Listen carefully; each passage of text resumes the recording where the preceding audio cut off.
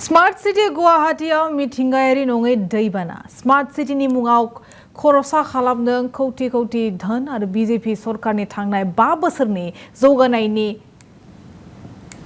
फमफ्ला नुथाय नुनो मोनदों गुवाहाटी नोगोरमायाव। गुवाहाटीनि नाला फुटपाथनि सोरलां बोरलां गाज्रि थासारि गुवाहाटी जौगालु बिफान GMCनि कौटि कौटि रां जादों। फुटपाथ साखोन सिखोन खालामनायनि मुङाव थारैनो मा सोलिदों गुवाहाटीआव?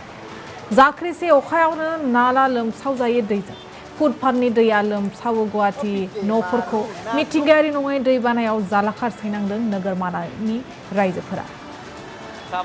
उदांस्रिनि 7 जिथाइनि उनावबो जौगायासै गुवाहाटी नोगोरमाया। स्मार्ट सिटी गुवाहाटीआव मिथिंगायारि नङै दैबाना बे भिजुअल्सखौ देखायनो नाजादों गुवाहाटीनि खना खनला जायगाफोरनिफ्राय जेराव स्मार्ट सिटीनि मुङाव खरसा खालामदों कौटि कौटि धन बीजेपी सरकारनि 5 बोसोरनि जौगानायनि फमफ्ला नुथाय गुवाहाटी नोगोरमाया।